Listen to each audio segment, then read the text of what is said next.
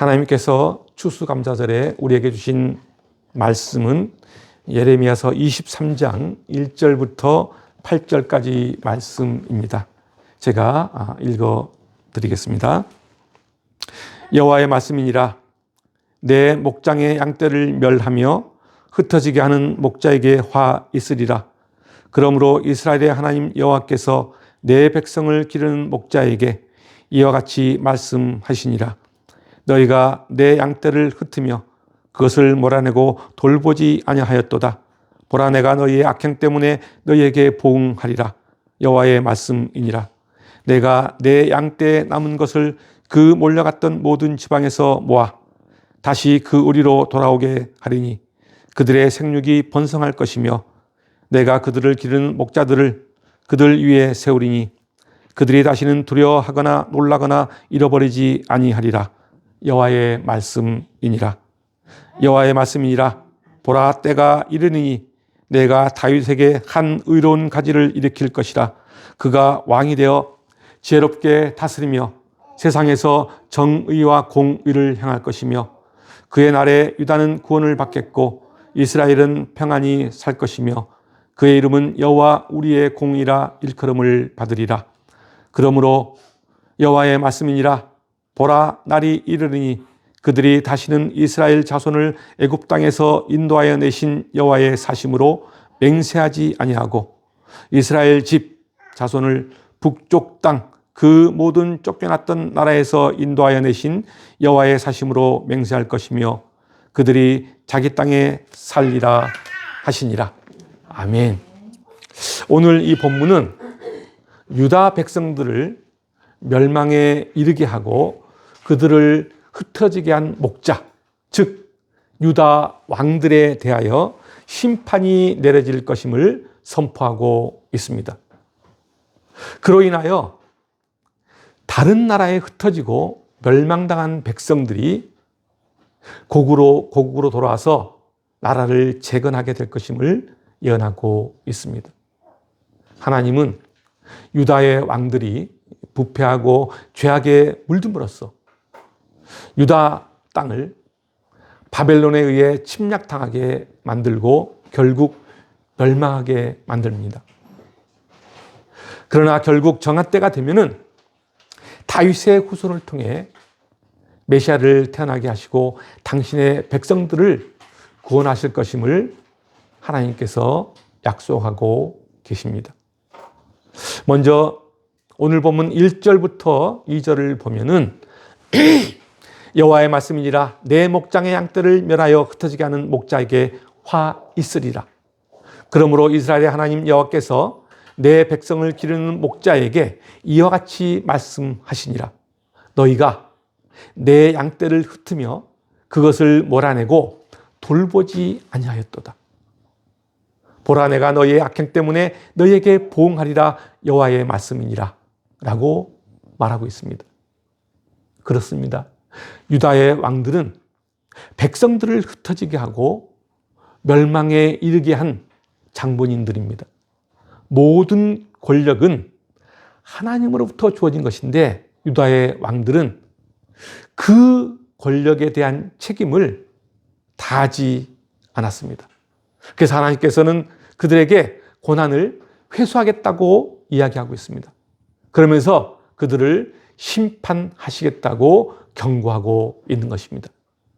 계속해서 3절과 4절을 보면은 내가 내 양떼에 남은 것을 그 몰려갔던 모든 지방에서 모아 다시 그 우리로 돌아오게 하리니 그들의 생육이 번성할 것이며 내가 그들을 기르는 목자들을 그들 위에 세우리니 그들이 다시는 두려워하거나 놀라거나 잃어버리지 아니하리라.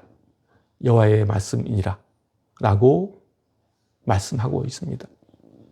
유다의 지도자들은 유다를 멸망에 이르게 했지만 그 가운데서도 하나님을 경외하며 믿음을 지킨 자들을 다시 모아서 유다 땅으로 돌아오게 하고 그들을 다시 회복시키겠다고 말씀하십니다. 그리고 그 백성들을 위해 선한 목자를 세울 것이라고 말씀하고 있는 것입니다. 여기서 말하는 목자들이란 당시 왕과 제사장, 선지자들을 지칭합니다.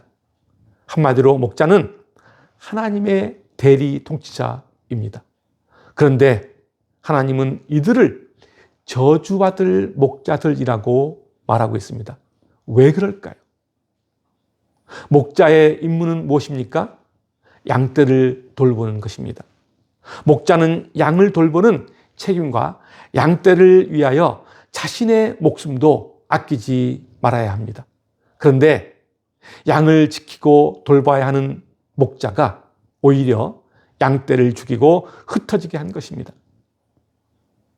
여기서 말하는 양떼는 유다의 백성들을 말합니다.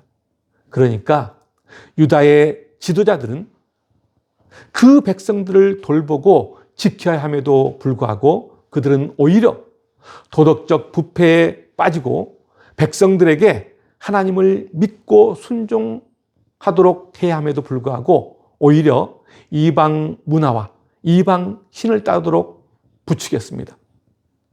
이에 하나님은 예레미야 선지자를 통해 보라, 내가 너희의 악행 때문에 너희에게 보응하겠다고 선포하고 있는 것입니다.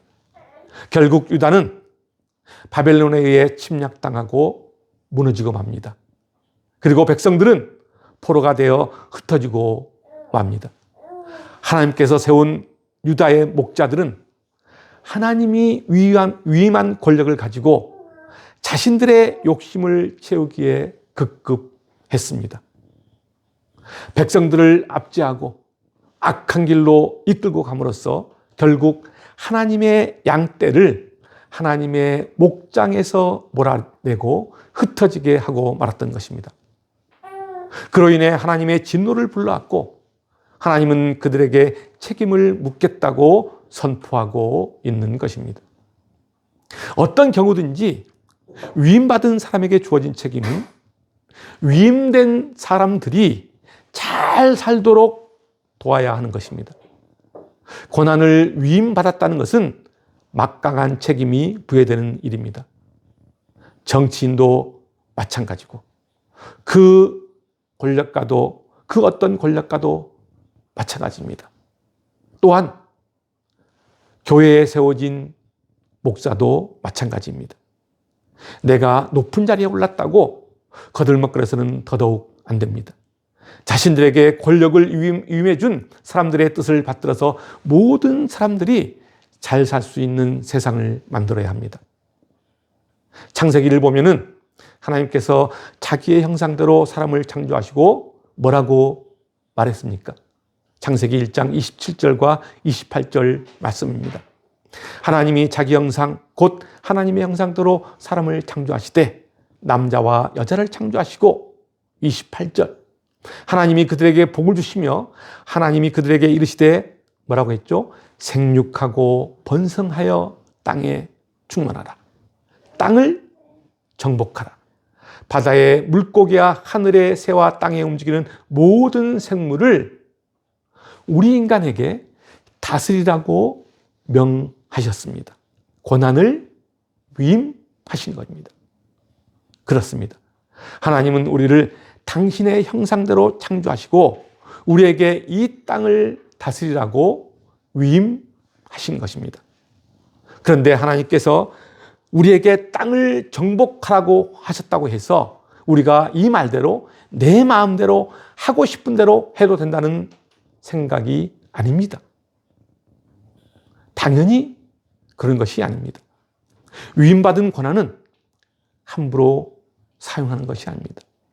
그런데 이스라엘 목자들은 어떻게 했습니까? 그러지 못했습니다. 그래서 하나님은 뭐라고 하시냐면은 4절에서 참된 목자를 세울 것이다 라고 말씀하고 있는 것입니다.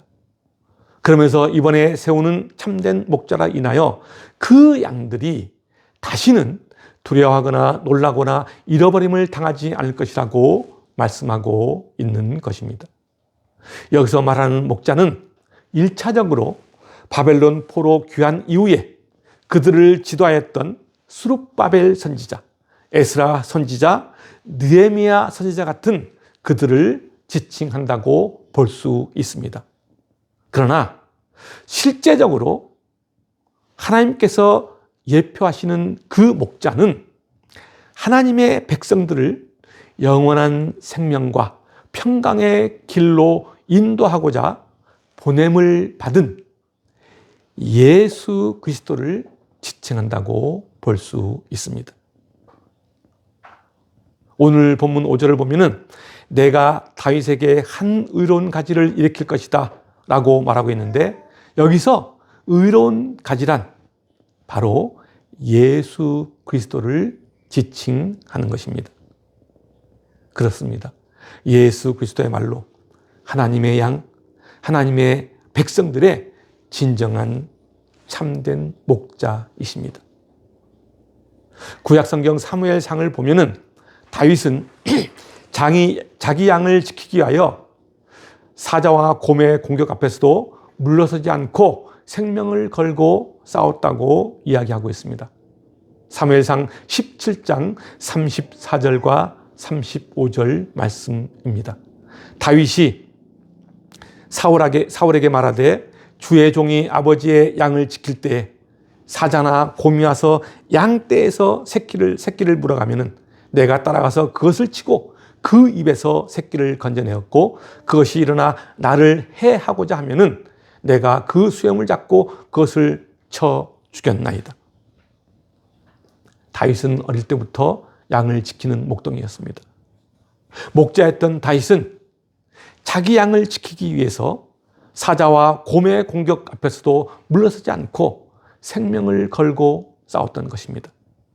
이와 같이 참 목자는 자신에게 맡겨진 양 무리를 구하기 위해서 자신의 목숨까지도 아낌없이 내놓아야 합니다.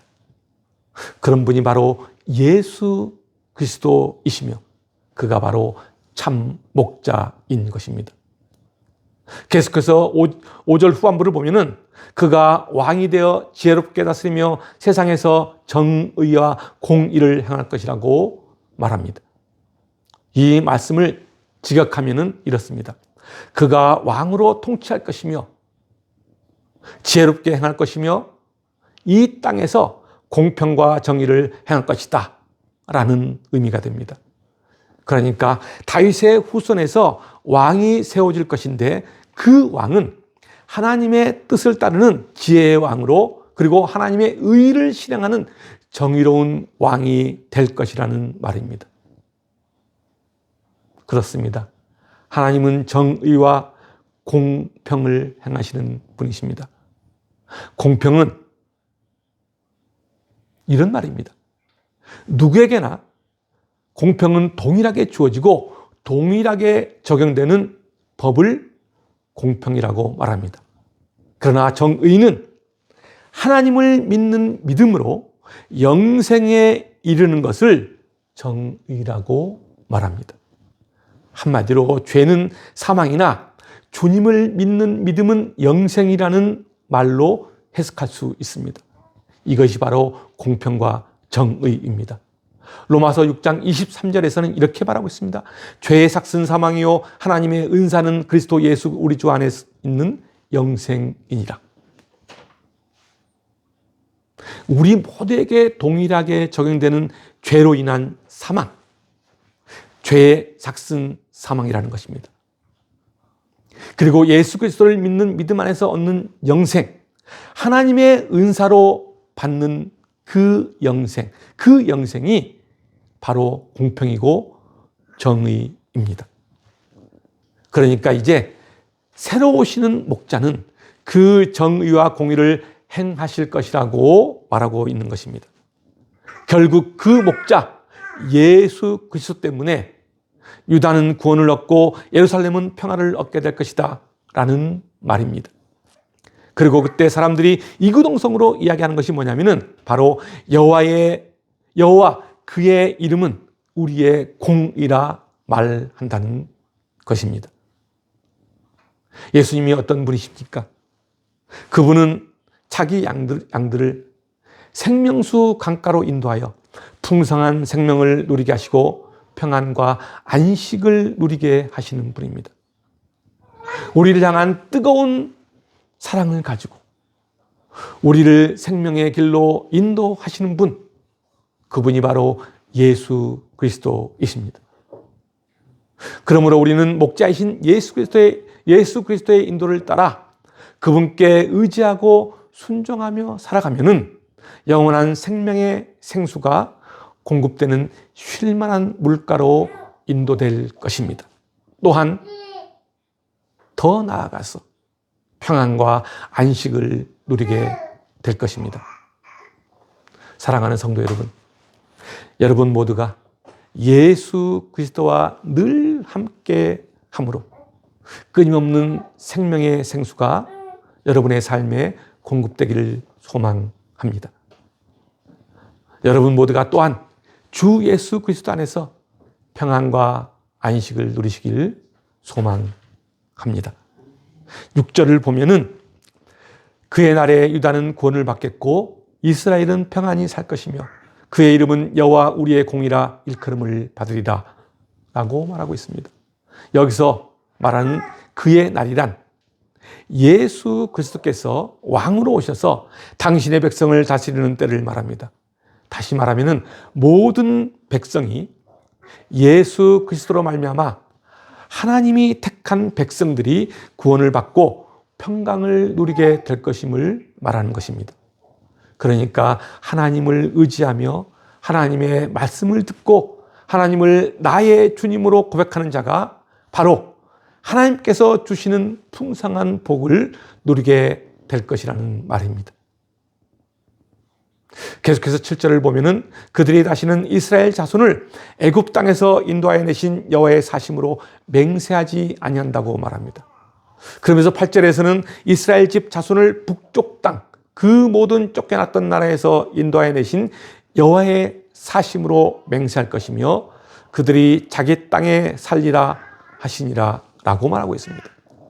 그러니까 7절은 과거 애굽 땅에서 구원한 사건을 말하고 있고 8절은 현재 북방 땅, 그러니까 지금 현재 포로로 잡혀간 바벨론 땅에서 구원의 사건을 이야기하고 있는 것입니다. 이 말이 무슨 뜻일까요? 과거가 아닌 지금 현재의 경험을 말하는 겁니다. 내가 체험하지 않는 사건은 나에게 크게 다가오지 않습니다. 그리고 공감되기도 어렵다는 특성을 가지고 있습니다. 그래서 그 사건은 남의 이야기가 되고 맙니다. 그러나 내가 직접 체험한 그 사건은 무엇보다도 내 자신에게 많은 것을 깨닫도록 각인시켜 줍니다. 이 말을 더 쉽게 이야기하면 이렇습니다. 현재 지구촌에서 가장 영향력 있는 목회자인 팀 켈러 목사는 오랜 세월 목회를 하면서 병원에 누워있는 많은 환자들의 손을 잡아주고 그리고 그들을 위해서 기도했지만은 정작 그들이 생명을 위협하는 죽음의 병과 함께 살아간다는 것이 어떤 마음인지를 제대로 깨닫지 못했다고 합니다. 그런데 자신이 덜컥 암에 걸리고 만 것입니다. 자신이 암에 걸리고 나서야 그 환자들, 그 환우들의 마음을 공감해 주지 못한 것을 비로소 알게 되었다고 합니다. 그는 말합니다.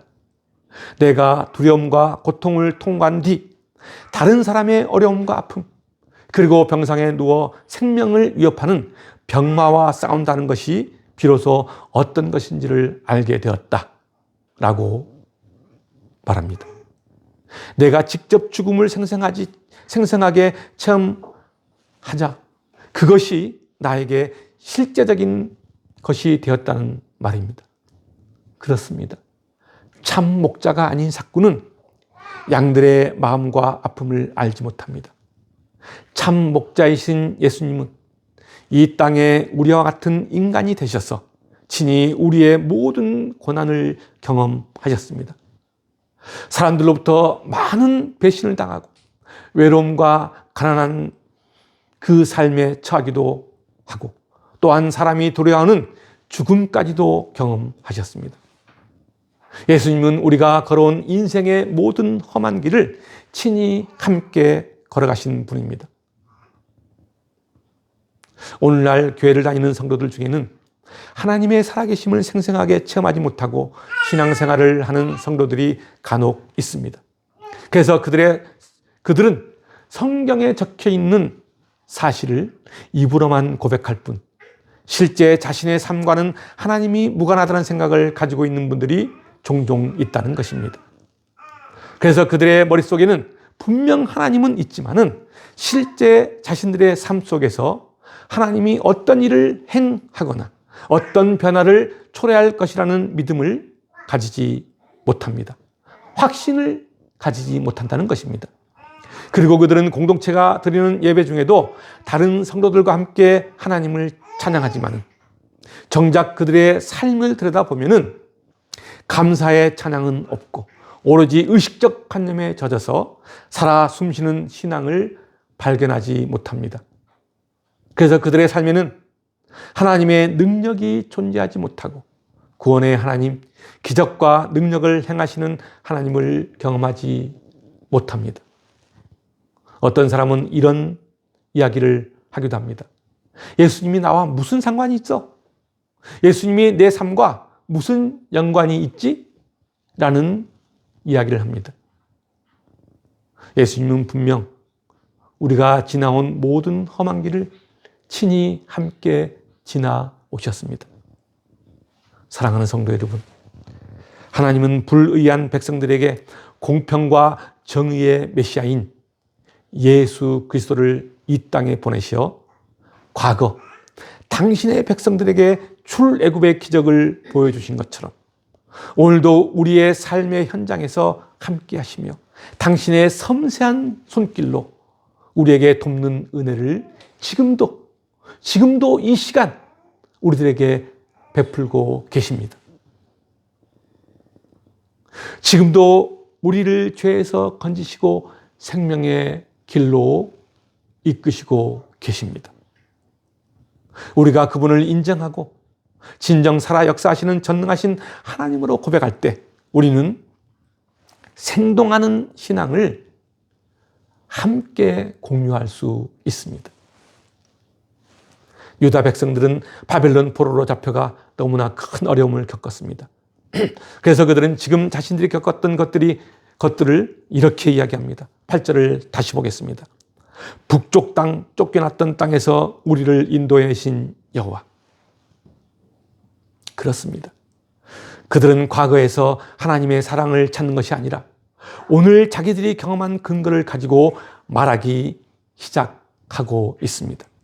그로 인해 결국 흩어졌던 사람들이 자기 땅에서 살게 될 것이라고 말하고 있습니다. 오늘 본문은 유다의 목자들이 가지고 있는 영적 상태가 어떠한지를 보여주고 있습니다. 그들의 영적 상태는 한마디로 구제불능의 상태입니다. 그들에게는 하나님의 백성이라 불리기도 어울리지 않는 듯 해 보입니다. 그러나 오늘 본문은 분명하게 말하고 있습니다. 그럼에도 그들은 앞으로도 하나님의 백성으로 불러지게 될 것이며 미래의 확실한 소망까지도 소유하고 있다고 단언하고 있습니다. 우리도 마찬가지입니다. 우리들도 하나님의 은혜로 택함을 받은 성도이지만 여전히 죄악의 흔적들과 의심과 미혹의 흔적들을 가득 안고 살아가고 있습니다. 온갖 어둠의 세력들이 우리를 파멸의 늪으로 몰아가기도 합니다. 그럼에도 우리가 구원의 삶을 살 수 있고 축복의 내일을 열어갈 수 있다고 오늘 본문은 분명히 말하고 있습니다. 왜 그럴까요? 그것은 택한 백성들을 하나님께서는 결코 버리지 않으시고 당신의 은혜와 신실함으로 우리를 보호하시기 때문입니다. 그것은 바로 우리를 향하신 하나님의 크신 사랑, 우리를 위해 독생자 예수 그리스도를 십자가에 내어주신 크고 놀라운 하나님의 은혜 때문입니다. 사랑하는 성도 여러분, 세상의 유혹과 어둠의 세력의 마음을 뺏기지 말고 하나님을 바라봅시다. 하나님은 지금도 우리를 돌보시고 자비와 긍휼로 대하십니다. 하나님은 지금도 이 땅에 정의와 공의를 행하십니다. 우리 모두 마음을 조금 열고 눈을 들면 이 같은 하나님의 정의와 공의를 우리 모두가 경험할 수 있습니다. 여러분의 삶에 하나님의 은혜와 사랑을 경험하는 신실한 성도가 되시길 주님의 이름으로 축복드립니다. 기도하겠습니다.